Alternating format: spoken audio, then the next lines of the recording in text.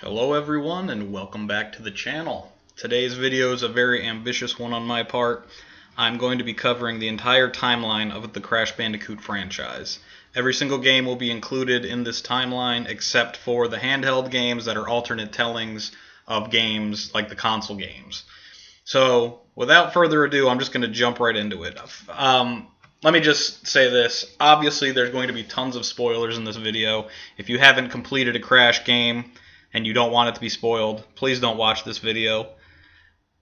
So we're just going to jump right into it.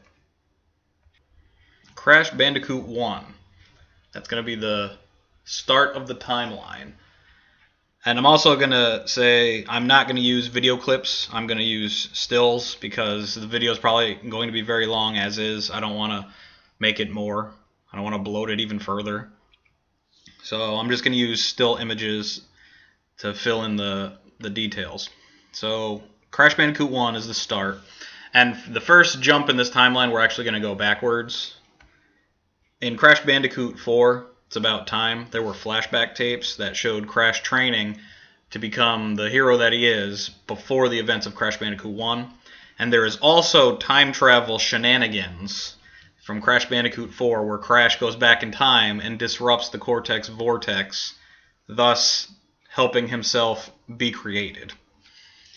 So after Crash Bandicoot 1, we're going to go forward in time now. And in between Crash 1 and Crash Bandicoot 2, Coco's flashback tapes occur. And Coco trains with Engine, and she studies with him and learns robotics and all of her other tech smarts from him. So then we move on from Crash 1 to Crash Bandicoot 2. Crash Bandicoot 1 ends with Crash defeating Neo Cortex and sending him plummeting towards his island after exploding his hoverbike. And Crash Bandicoot 2 begins with the exact same event occurring. The hoverbike exploding and Cortex hurling towards his mountain, his island. So Crash Bandicoot right into Crash Bandicoot 2. At the end of Crash Bandicoot 2, Cortex's space station, which had the Cortex vortex on it, is actually hit by a giant laser made with the laser gun and the power gems that Crash collected and gave to Embryo. So the laser comes, it hits it, and it explodes. So the exploding space station at the end of Crash Bandicoot 2 leads into Crash Bandicoot Warped. The timeline is pretty standard, going from like 1, 2, and 3. It's not very confusing. But now we'll show the images from the opening of Crash Warped. So, ending of Crash 2, the Cortex Vortex space station is shot with a laser. And in Crash Bandicoot 3, the debris falls down towards Earth, crashes into the temple, and releases Uka Uka, thus starting the events of Crash Bandicoot 3. The ending of Crash Bandicoot 3 has Dr. Cortex, Dr. Entropy, and Uka Uka get thrust into a different time period, and they're cut off from time. So the original trilogy all occurred, and thanks to the Time Twister machine, Coco is able to travel back in time to the events of Crash 1 and Crash Bandicoot 2. So the Insane Trilogy happens at the exact same time as the original trilogy. And let me show you an image of Coco traveling to different time periods that predate her introduction to the series. So as you can see, there is the small Time Twister orb there. Coco travels back in time to Crash 1 and Crash 2. Cortex is no longer in present day time, so this is the only place that I could see this game fitting. The Crash 99X game, the one with Mr. Crumb. It fits perfectly, I think, right here. Crash and Aku Aku go and steal treasure from Mr. Crumb and his minions Thorn Thing, Digger, and Grumbler, who are a mummy, a skeleton, and a weird tree monster. Mr. Crumb and Thornthing both appear in Crash Bandicoot on the Run. So this game, despite being very minuscule, happens in the timeline. So following after the events of the 99X game, we go to Crash Bandicoot 4, It's About Time. So we see Cortex and Tropy and Uka Uka trapped. And after multiple attempts, Uka Uka is able to break open a rift, and the two of them are freed. Cortex and Tropy. And another fun thing to note in this game is on Oxide's spaceship, there is a room that has a trophy. On the far right there, you can see a trophy that will be obtained in CTR. And there's also a picture of Crash, like he's been spying on Crash because he's about to go to Earth and race Crash. And down on the bottom, this green circular area, there's actually carts from CTR, so it looks like Oxide is reverse engineering them to see how they work, because he's about to go. It's setting up the events of Crash Team Racing. However, I'm going to make this a weird arrow, because there is a gap in time that I think will happen in between Crash 4 and CTR. They set up... One moment. Sorry about that. As I was saying, I'm making a little squiggly arrow because I feel as if the ending of Crash Bandicoot 4 is leaving a gap for a sequel game, for a Crash Bandicoot 5 that will fit in the timeline before Crash Bandicoot or Crash Team Racing. So, wiggly line, and then we jump right into Crash Team Racing. Crash Team Racing, it happens in the timeline, as we just saw in Crash Bandicoot 4. Oxide's there, and it sets up the events. So, Crash Team Racing happens, and then immediately after Crash Team Racing, we have Crash Bash.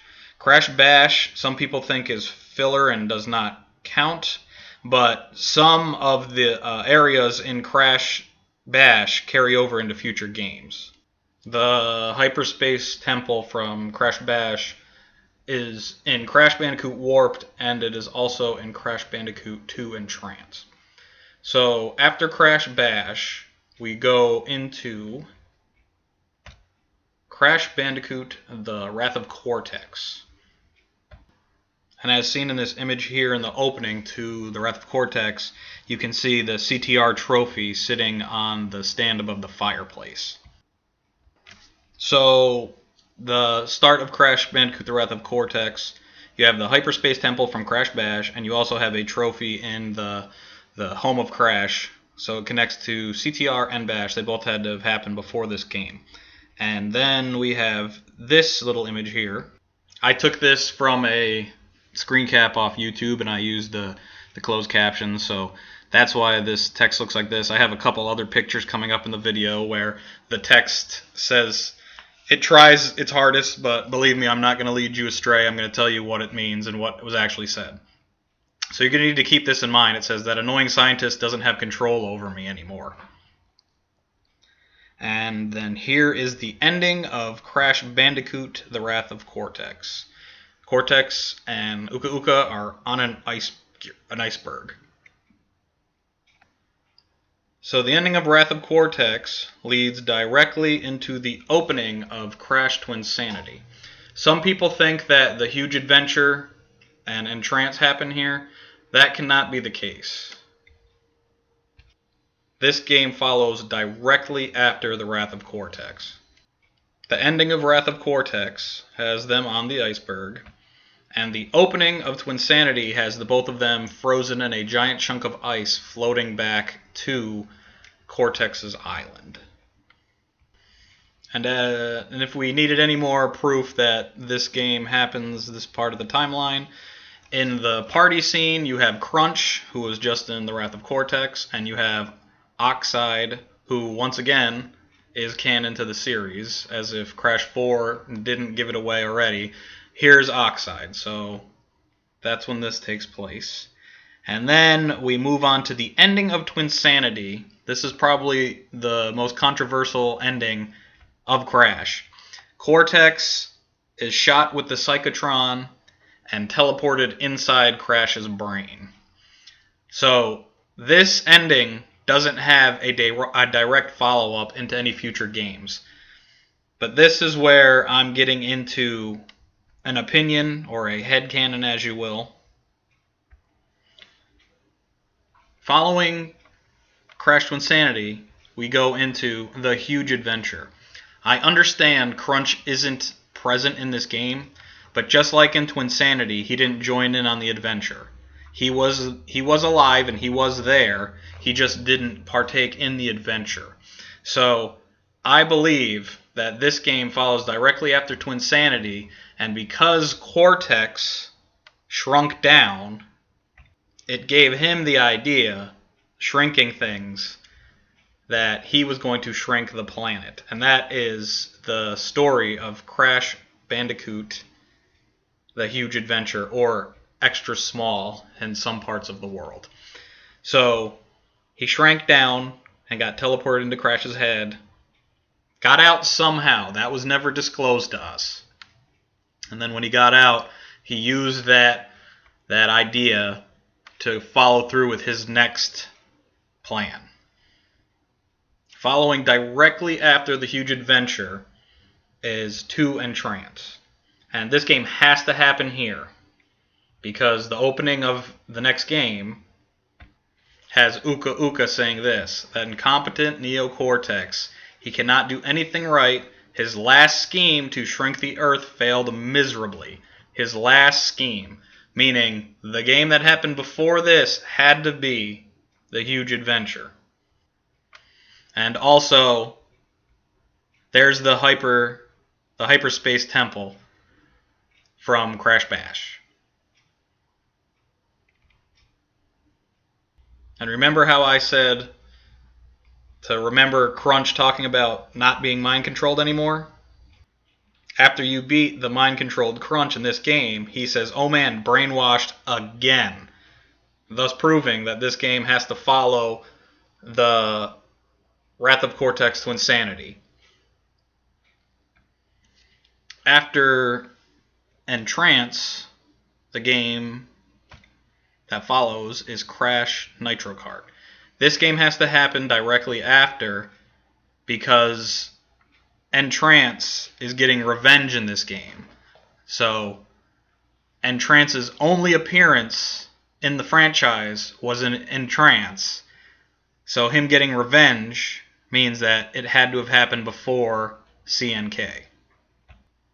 From the manual of CNK, it says, Trance, the egg-shaped master of hypnotism, is out for revenge. He's out for revenge, so he's returning. Ending after Nitro Kart, we jump into Crash Bandicoot Purple and Spyro Orange.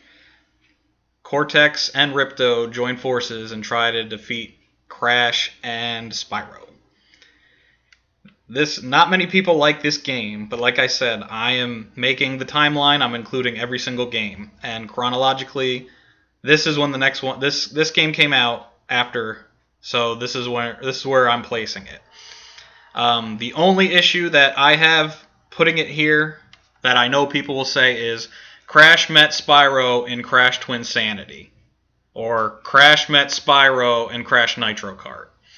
Crash Nitro Kart, Spyro only appeared in the Game Boy Advance version, which I've said Game Boy Advance versions of console games I'm not counting in the timeline because they're retellings. And in Crash Twinsanity, Crash never actually spoke to Spyro. Spyro just showed up and lit Brio and Tropy on fire. Crash has met other dragons in the past. There's the dragons in the Orient Express, which I guess he technically hasn't met that dragon. But there's also the dragon in the Wrath of Cortex, where I believe it's called Lizards and Wizards, where you're being chased by a giant dragon. And then in Crash Bandicoot 4, there's dragons. So Crash has met a bunch of dragons before. He never spoke to Spyro. So yes, Spyro was there, but Crash just didn't know anything about Spyro. So that's where I'm placing that. Then we go from Crash Purple to Crash Tag Team Racing. There's not much to say. Just like Crash Bandicoot Purple, nothing really conflicts with this, and I'm just doing it in chronological order of games being released at this point. So from Crash Purple to Crash Tag Team Racing, that's just how it's going to flow into one another. The only thing worth noting to remember, other than the characters from Crash Team Racing Nitro Fueled appearing, is these powered gems, how they look. They don't look like the other collectible gems that Crash collects. These power gems are different, so just keep them in your mind. They'll show back up in this video in a minute. And before I jump into the next game, I do want to address this as well. I know that Von Clutch said, "Oh, Dr. Neo Periwinkle Cortex, I have all of your games." And people say, "Oh, that means that this game's not canon, or it's filler, or it can't fit in the timeline because it brings up that the Crash Bandicoot series is a game series." To that I say, Crash Bandicoot Twinsanity, Crash Twinsanity, there is a scene where Cortex is talking to penguins, and he says to them, he says, "I'm sorry, the Wrath of Cortex didn't sell as well as we'd hoped." And there's also a part in the game where he said, "We would have had more levels, but we ran out of development time." So this is a fourth wall joke, and that's what I believe Von Clutch was doing in Crash Tag Team Racing. It was a fourth wall joke. So after Crash Tag Team Racing, we jump into Crash Boom Bang. Again, nothing in this game really it doesn't go against anything. Nothing conflicts with any other game. And then we have this game I never played, but it was a Japanese exclusive on cell phones, I believe, and it was just a direct sequel to Crash Boom Bang. It had the same graphics. It was just another minigame collection. So like I said, nothing in that conflicts, but I hear people say this all the time, and I'm going to debunk this right now. People claim that Polar and Purah being anthropomorphic makes this game impossible to fit into the timeline. And to that I say, in Crash Twinsanity, Polar was looking pretty anthro right there. And in Crash Team Racing Nitro Fueled, Purah was looking pretty anthro right there. Plus, add to the fact that both Purah and Polar drive go-karts. So them looking like this opposed to this, it's the same thing to me. They're just standing up wearing clothes. They haven't been mutated. That's just the Japanese style to make them look extra chibi. So Crash Boom Bang follows after Tag Team Racing. So then we go from all the spin-offs. We have Nitro Kart, we had the 2 Game Boy Advance games, Crash Purple, Tag Team Racing, and Boom Bang. And now we go back into the main games. So we go directly into Crash of the Titans. The only thing worth noting when people say, "Oh, this game couldn't have happened in continuity, oh, the style's too different," I say this. In Crash of the Titans, you have Uka Uka saying, "Crash, do you remember the Evolvo Ray? Let's see what happens when I use the Evolvo Ray on myself." Again, this was off of the YouTube closed captions. It says Evolved O-Ray, but I'm not fibbing to you guys. It was the Evolvo Ray. So this game happened in continuity with the other games, and this proves it. So Crash of the Titans ends and is followed directly by Crash Mind Over Mutant. The Doominator robot from the ending of Crash of the Titans collapses, and it is on the shore of Crash's Island in Crash Mind Over Mutant, so it follows directly after that. And again, to the people that say that the game isn't in continuity, Aku Aku and Crash visit Nina, and she says, "I'm in public school now. Yeah, I used to be the queen of Madame Amberley's private school." It says Amberley's, but that's what she said. She used to be the queen at Madame Amberley's private school. So she's referencing Crash Twinsanity. So then Mind Over Mutant is followed by Skylanders Imaginators. Reasoning behind it is as follows. When you play Thumpin' Wumpa Island on Skylanders Imaginators, Aku Aku says, "Ah, there you are, Crash. I have some news. Your old friend Spyro has been searching." I don't remember what it said beyond that, but he says your old friend Spyro. So I understand that Skylanders Spyro isn't classic Spyro. So I don't know if the writers of this were just confused over the multiple Spyros, but he's saying your old friend Spyro. So that means that this is referencing Crash Bandicoot Purple. Now we're getting close to the end of the timeline. So the next set of games that follows Imaginators are the Crash Bandicoot Nitro Kart or Crash Nitro Kart. They were mobile games. I've played a couple. I think I played the first one and part of the second one. I watched playthroughs on YouTube when they first came out, so it was quite a while ago. But the story was bare bones. But they have to follow this, and I'm including this in the timeline because Yaya Panda shows up in Nitro Fueled. Another reason why I'm including it at this part of the timeline is because Tiny still has his appearance from Crash of the Titans and Crash Mind Over Mutant. So Yaya appears, and Tiny still looks the way he did in the last games that he appeared in. Which brings us to our last final game in the timeline, Crash on the Run. So this game follows everything in the series. It's at the very end of the timeline. The Doominator is seen on Crash's Island still, so it's happening after Mind Over Mutant. And remember I told you to keep in mind the Power Gems from Tag Team Racing? They're back. So Tag Team Racing is referenced there. And also you can collect Mojo, which was from Crash of the Titans and Crash Mind Over Mutant. So the absolute very last point in the timeline, I said last full game was on the run, but there is one more entry in this timeline, and it is the Crash Team Racing Nitro Fueled Grand Prix. The Grand Prix have to happen after most of the timeline because you need to be introduced to characters. Like if you had the Grand Prix right up where the game took place, all of the characters from Wrath of Cortex, you have Crunch, then you have Velo and Trance, you have all these other characters that were introduced throughout the series. They have to occur during the Grand Prix, which would happen at the very end of the timeline. And in my headcanon, the absolute furthest point in the timeline, the very, very ending, even though the Grand Prix wasn't the last Grand Prix, I believe Rustland is the very end of the timeline because it's a post-apocalyptic. So, I hope you guys enjoyed this video. I hope I gave you enough information.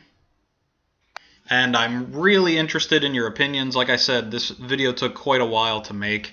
And I want you guys, if you disagree with me, that's fine. But I'd like to know why you disagree with me, why you think my points were invalid. Because pretty much I went over as much of it as I could. I watched video clips of things that I didn't remember. Most of this was from memory because I've played every single game except the 99X and some of the mobile games. But that's the timeline video. This seems to be my longest video, and I really hope you guys like this video because I had a lot of fun making it. And I'll see you next week, and I'm not going to do as large of a video next week. I have a couple more theory videos that I'd like to do. And that's pretty much it. I hope you guys enjoyed, and we'll see you in the next one. Take care.